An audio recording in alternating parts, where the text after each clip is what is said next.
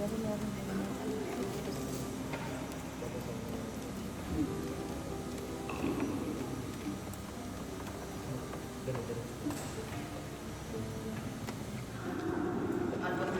family, Josie and family, Elizabeth and family, Tegala family, Hernandez Lavarino family, Fel Magsino and family, Eileen and family, Mayra and Laila, Julie Calderon, Annalisa Garcia and family, Resty and Glenda family,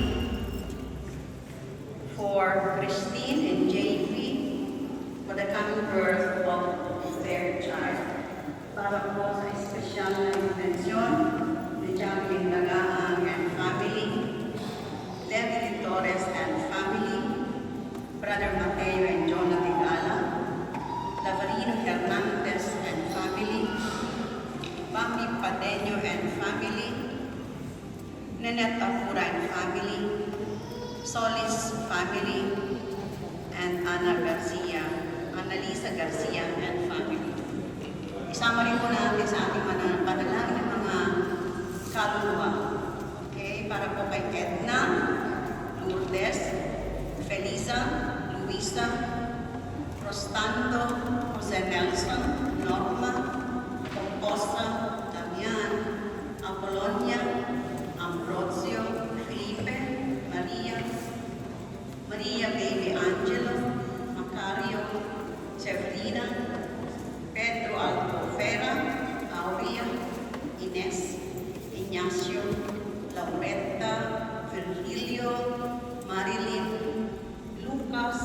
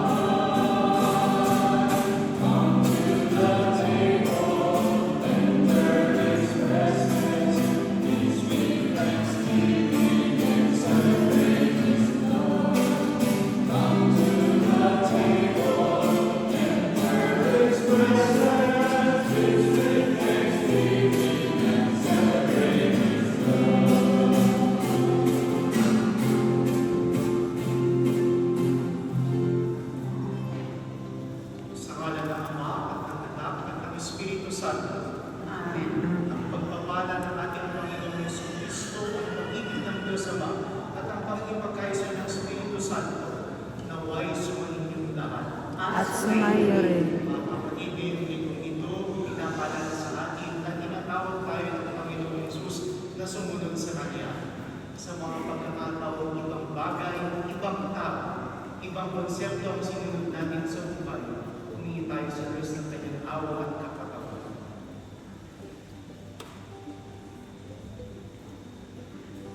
Inaamin ko sa mga kapatid ng Diyos at sa inyong mga kapatid. Sa Espiritu Santo at sa sabaw at sa mga pagkukulang kaya sa mo sa Panginoon Maria sa lahat ng mga kapatid at sa iyong mga kapatid na panalangin sa mga Diyos. Kaawaan tayo ng mga Panginoon Diyos, patawarin tayo sa ating mga kasalanan at pagkabayan tayo sa buhay na walang hanggan. Amen.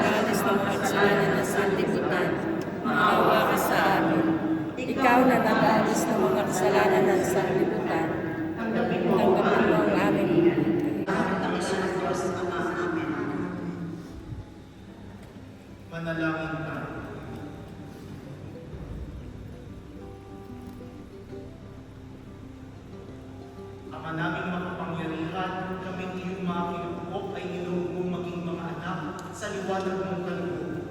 Huwag mong ipahintulot na kasakatiwalian kami ay masang mo. Panatilihin mo kami nagtitiwala sa iyong katapatang lubos na sumisikat sa pamamagitan ng Yesu Cristo. Kasama ng Espiritu Santo, magpa sa walang hanggan. Amen. Pinatuloy ng mayamang bahay si Eliseo ang lingkod ng Diyos sa kanyang tahanan.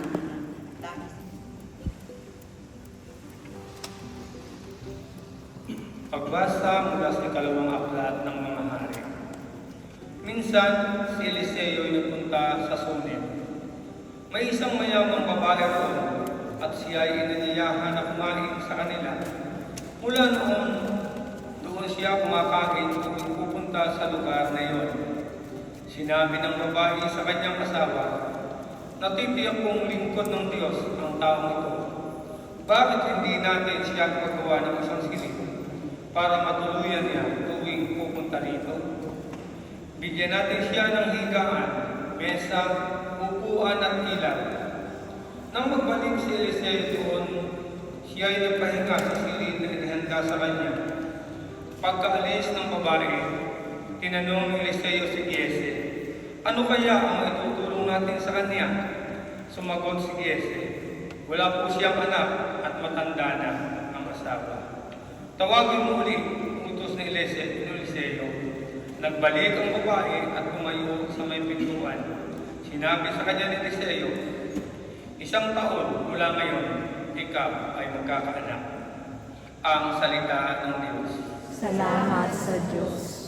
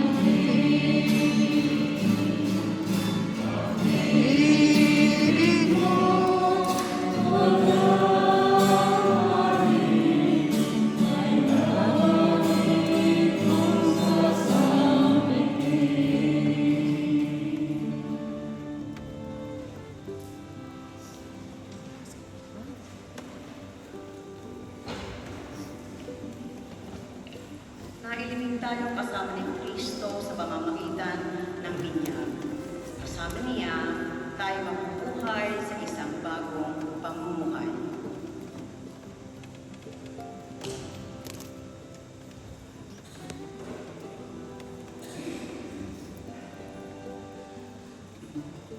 Pagbasa mula sa sulat ni Apostol San Pablo sa mga taga-Roma. Mga kapatid, hindi ba ninyo nalalaman na tayong lahat na nabinyagan kay Kristo Jesus ay nabinyagan din sa kamatayan? Sa makatuwid, tayo'y namatay at nalibing na kasama niya sa pamamagitan ng binyag upang kung paano binuhay na muli si Kristo sa pamamagitan ng dakilang kapangyarihan ng Ama. Tayo na may mabuhay sa isang bagong pamumuhay. Ngunit tayo ay naniniwalang mabubuhay tayo kasama ni Kristo kung namatay tayo kasama niya. Alam nating si Kristo na muling binuhay ay hindi na muling mamamatay. Wala nang kapangyarihan sa kanya ang kamatayan nang siya'y mamamatay. Namatay siya ng minsanan para sa kasalanan at ang buhay niya ngayon sa para sa Diyos. Kaya dapat inyong ibilang ang inyong sarili na patay na sa kasalanan datapot buhay naman para sa Diyos sa inyong pakikipag-isa kay Kristo Jesus. Ang salita ng Diyos. Salamat sa Diyos.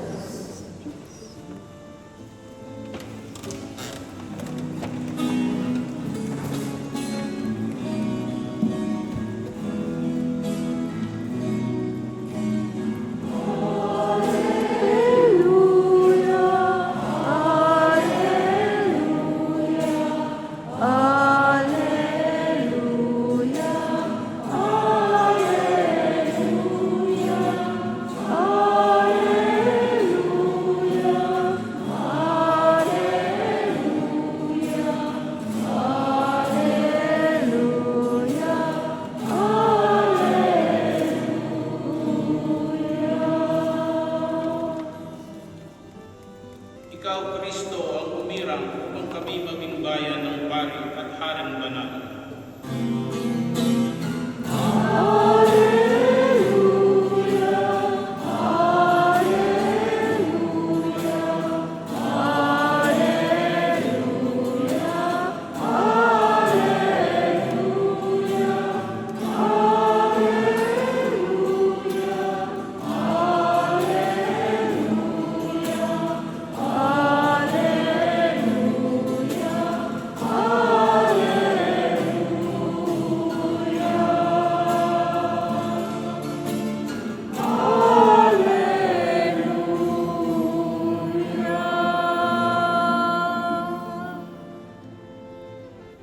Sumainyo ang Panginoon. At sumayo rin. Mabuting balita ng Panginoon ayon kay San Mateo. Papuri sa iyo, Panginoon. Noong panahon iyon, sinabi ni Jesus sa kanyang mga apostol, ang umiibig sa ama o sa ina ng higit sa akin ay hindi karapat-dapat sa akin. At ang umiibig sa anak na lalaki at babae na higit sa akin ay hindi karapat-dapat sa akin. Ang hindi nagpapasa ng kanyang krus at sumusunod sa akin ay hindi karapat-dapat sa akin. Ang nag-iingat sa kanyang buhay ay siyang mawawalan nito, at ang nawawalan ng kanyang buhay dahil sa akin ay magkakamit nito. Ang tumatanggap sa inyo ay tumatanggap sa akin, at ang tumatanggap sa akin ay tumatanggap sa nagsugo sa akin. Ang tumatanggap sa isang propeta dahil sa siya'y propeta ay tatanggap ng gantimpala ukol sa propeta, at ang tumatanggap sa isang taong matuwid dahil sa siya'y matuwid ay tatanggap ng gantimpala ukol sa taong matuwid.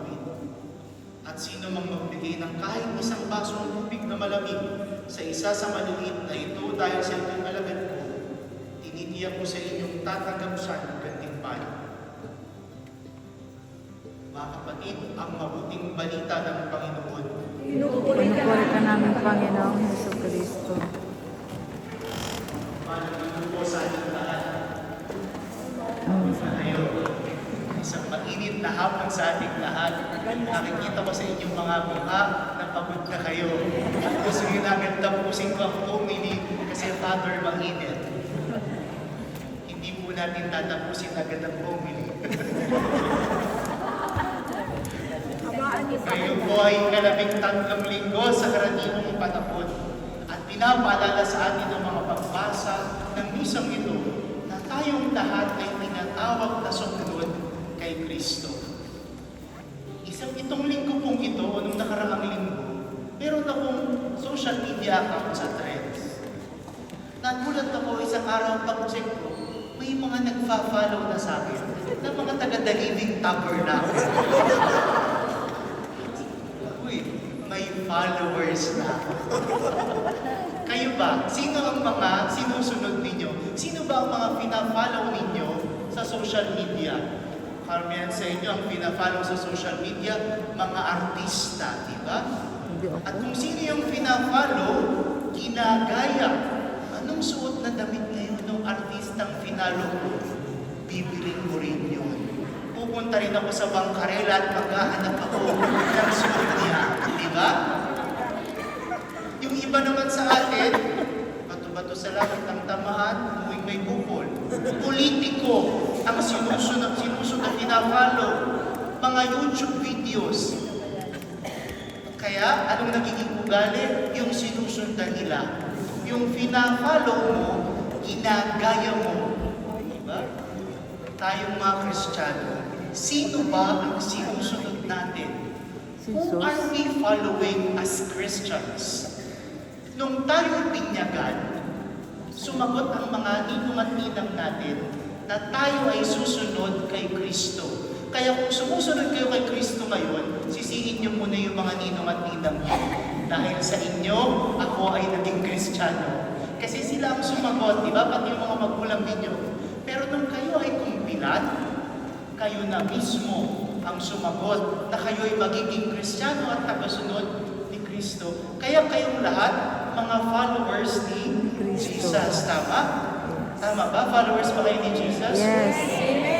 Followers, hindi lang sa salita, kundi pati na rin sa gawa, sa paraan ng pamumuhay. Napakadali pong sabihin, sumunod kay Kristo. Sunod tayo kay Kristo. Pag maraming biyaya, sunod tayo kay Kristo. Pag masaya ang buhay, sunod tayo kay Kristo. Yung mga unang sumunod kay Kristo, sumunod kasi nakita nila, nagmimilagro si Kristo. Maraming magagandang ginagawa si Kristo, nagpapagaling ng may sakit. Kaya anong ginawa nila? Click follow. Nag-click agad sila, follower agad sila ni Jesus. Pero anong nangyari sa kanila? Nung sinabi sa kanila ni Kristo, itong nasa Ebanghelyo ngayon, kung gusto niyong sumunod sa akin, kalimutan niyo lahat. Give up everything. Iwanan ninyo lahat. Ang pamilya ninyo, ang mga pangarap nyo sa buhay. Ayun, naubos yung followers. Nag-unfollow silang lahat. Diba? Ngayon, ginagawa kasi natin, nag-unfollow tayo dun sa mga nakaaway natin. Diba? Sa Facebook, diba? Nakaaway ko to, unfollow, unfriend, block. Diba? Siguro yung iba sa kanila, hindi lang nag-unfollow kay Kristo. Binlock pa si Kristo. Bakit? Sabi ni Kristo, give up everything.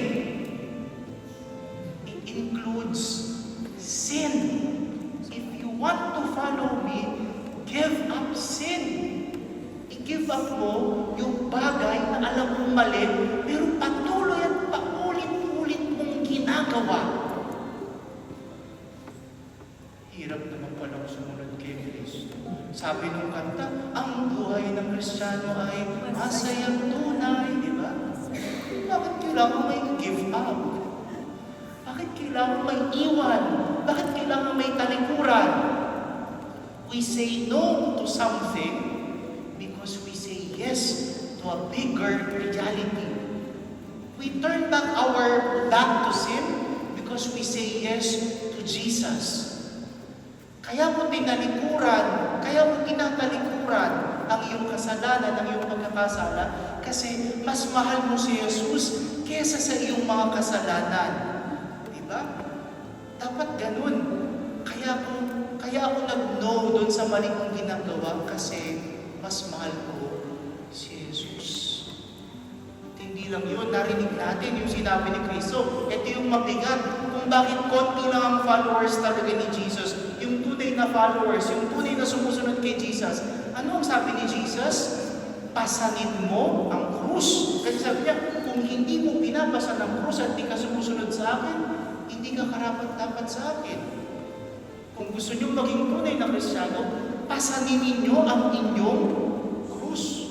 Ano ba ang krus sa buhay natin? Sa panahon ng mga Romano, ang krus ay sagisag ng kahihiyan. Ito ay sagisag ng kaparusahan sa mga nagkamali laban sa batas. Pero alam natin, binago ito ng Panginoong Jesucristo. Ang krus ay ang naging dahilan upang tayo ay maligtas. Pero hindi sa madaling paraan. Ang krus ay anumang bagay na nagbibigay sa atin ng sakit, nagbibigay sa atin ng hirap, anumang bagay o tao na nakakasakit sa atin, na nagpapahiya sa atin. At may mga pagkakataon kailangan nating mamatay sa ating mga sarili sa pamamagitan ng krus na ito. Ano-ano ba ang mga krus sa buhay? Ito ay maaaring mga karamdaman, mga hindi inaasahang karamdaman, mga hindi inaasahang pangyayari sa buhay. Mga tao, kaibigan, kapamilya, kapatid, pinsan, mga kasama sa community na paulit-ulit na nakakasakit at paulit-ulit na nagpapahirap sa ating mga kalooban. Ano ang sabi ni Jesus? Pasanin mo ang krus na yan. Pag sinabi ko to sa TLT, pasanin niyo ang krus na yan. Baka uuwi tayo, pasan-pasan natin ang isa't isa. Hirap umuwi sa Roma, pasan-pasan mo si Father. Sabi ni Jesus, pasanin mo ang krus. Yung anak mo na mahirap disiplinahin, yan ang krus mo. Pasanin mo yan. Sumunod ka sa akin. Yung asawa mong dumamera. Pasanin mo yan. Yung asawa mong tamad. Pasanin mo yan. Yan ang iyong krus. Tingnan yung paligid ninyo. Yan. Tingnan yung mga katabi nyo. Mga bukang kahoy na sila. Pag bukang kahoy na sila ang mga krus natin sa buhay.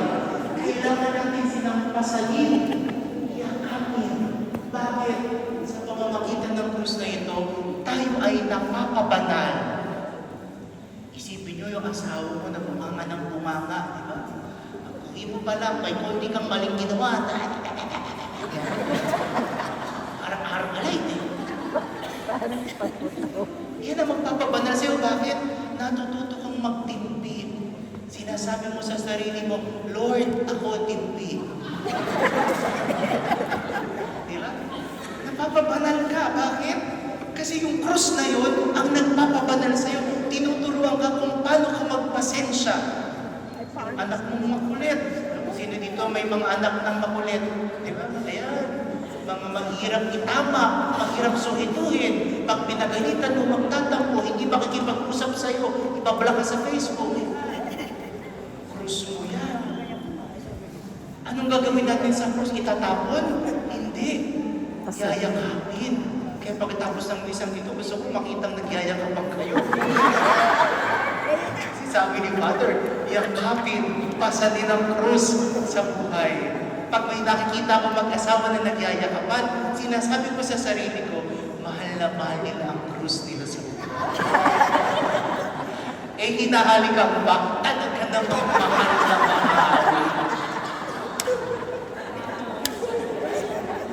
Kaya sabi ko, yan ang pagmamahal sa kay Kristo, no? Pagyakap sa krus, pagpasan sa krus. Kasi ito ang nagtuturo sa atin upang maging banal, upang matutunan natin kung paano ba talaga ang magmahal ng totoo. Bakit? Yung mga krus na yan, ang bigay sa atin ay pasakit, kahihiyan, hirap ng loob. Pero yung krus na yan, hindi natin alam, tinuturuan tayong magmahal. Tinuturuan tayong magpasensya. Tinuturuan tayong umunawa. Tinuturuan tayong magpatawad. At kung yung mga krus na yan ay itatapon lang natin, walang mangyayari sa ating buhay. Bakit? Ang buhay ng Kristiyano ay masaya. Pero ito ay hindi nakahiwalay sa krus. Ang tunay na Kristiyano ay laging may daladalang krus sa buhay. Ang tunay na Kristiyano ay tunay na nagpapasa ng kanyang krus sa kanyang buhay. Hindi pwedeng masabing Kristiyano tayo kung wala tayong pasang krus sa buhay. Kaya mga kapatid, sa misang ito, sa isang saglit na katahimikan, isipin natin ang mga krus natin sa buhay at ipanalangin natin sila sa Panginoon. Panginoon, iniaalay ko na sa iyo ang mga krus na ito. Kunin mo na sila. Hindi po yun ang panalangin. Ano ang panalangin? Panginoon, turuan mo ako at tulungan mo akong pasanin at mahalin ang krus na ito na nagpapabanal sa akin upang ako ay patuloy na maging tunay na iyong follower. At paalala, huwag tayong maging pasang krus ng ating kapwa. Iwasan natin na sa ating manggagaling ang sakit, ang kahihiyan, ang hirap ng loob. Tama na tayo na namang magpasan. Huwag na tayong magpabigat sa balikat ng iba.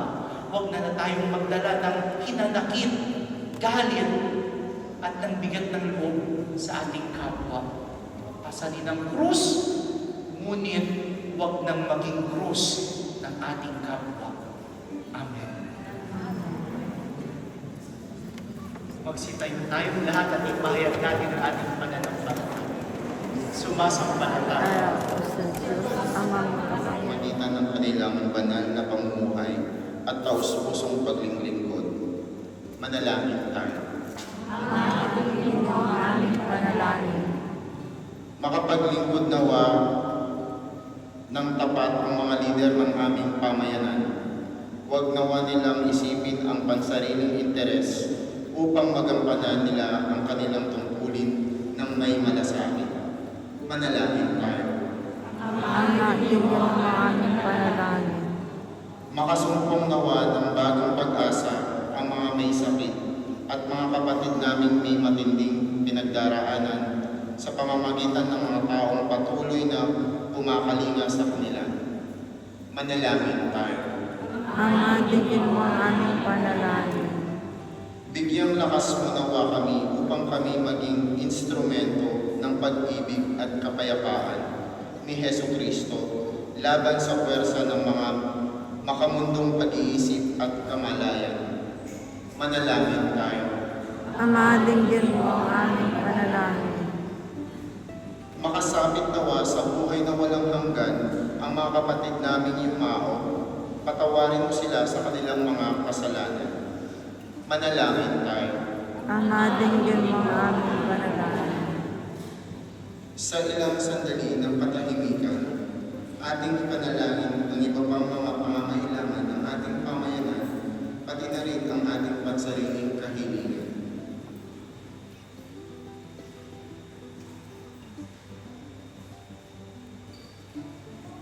Manalangin tayo.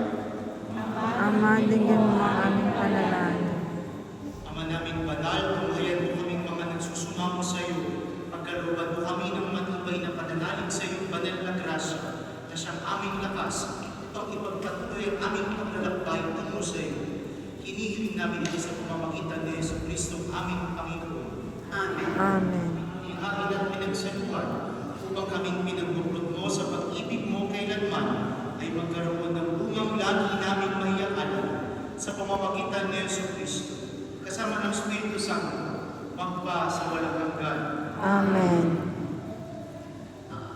Brother Joel, meron ka bang announcements? Sa kasarap.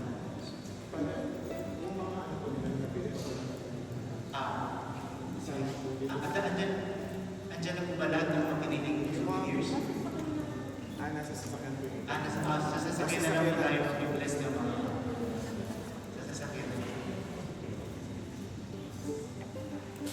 Sumayin niyo ang Panginoon. At sumayo rin. Palain kayo lahat ng makapangyarihang Diyos, Ama, Anak, at Espiritu Santo.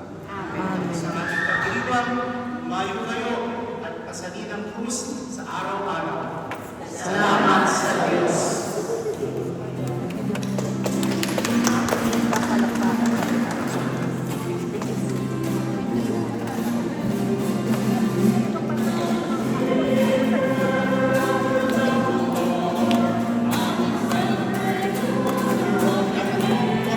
Nasa bus na tayo, 4:15.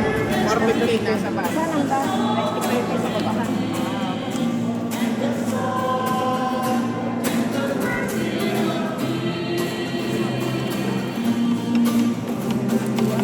Pagkatapos nito, kaagad-agad.